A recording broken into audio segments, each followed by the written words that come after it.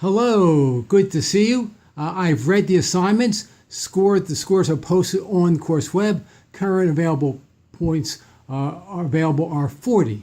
The purpose of this video is to take our work to the next level, what I'm calling elevating the conversation, and in particular, elevating the conversations we're going to have at the next class at the beginning of July. In assignment number 6, as well as in assignment number 7, you are grounding your work in the literature. With the introduction of citations, suddenly your questions and your analysis is connected to the literature, to the bigger picture.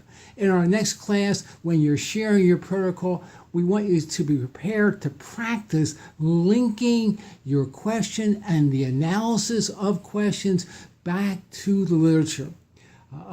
We're not changing the assignment, but working to really prepare you to elevate your conversation when we next meet, and particularly when you're sharing. We'll do it right when we get to class with this 6-question protocol.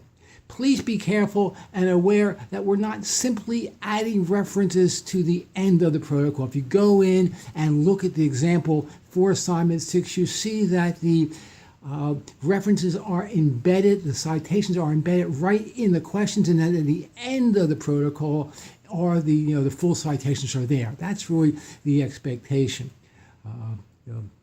And just for an example of how this really works, what we're looking for is that, the big area, one of the big areas in the health and physical education department is getting people involved with physical activity. And if I was taking PI2, I would be saying, I'm going to be doing work and engaging people in physical activity. I'm going to be looking at how to engage people in bike riding. I'm a bike rider. That's my area. That's my passion. It's what I want to spend my time doing. And in particular, because of the local context, I'd be looking at how to involve people in the Carl Furtman bike classes. And so I would be looking at that. And one of the questions I would be asking are, in my interview protocol for the PI2 course, would be, what are barriers, to you fully participating, fully engaging in my bike program? And this question would be grounded in the literature. In particular, it would be rooted in the health theory literature. And one particular health theory is called the health belief model. And the health belief model has 6 constructs, and one of those constructs is barriers, and the literature defines those barriers. They can be psychological, they can be economic, they can be familiar, they can be peer, they can be many different types. And so I would be in my question, I would have embedded right in my question would be the citation linking me back to this literature. And when I was discussing the question in class, I would be noting the source. I would be able to talk about how my analysis used the definitions in terms of the coding perhaps, and then what I found in terms of comparing and contrasting what I found versus what was in the literature, so I can talk just about my program, but also perhaps be able to generalize beyond my program and talk more about it. So that becomes very important in terms of linking. You now have a full 6-question protocol. I want to encourage you to do 2 full interviews. Just don't add the question. Some of you always the temptation, I'll just add the one question here and just to ask people around this question. No, take time to do it. This is the moment to really refine that questionnaire, to add all the probes that you want to add, all the potential probes which you think would be important. And that way, some of you might be able to use this going forward as a basis, as a draft for your work in the future. That certainly would be our hope. Be bold. Let others see your work, particularly, so that becomes important. Use this as an opportunity to go deeper. I've seen progress in the protocols, in the assignments over the period we've been working on this in terms of sophistication. For example, there's less questions around demographics or superficial, vague questions, which just are non-productive.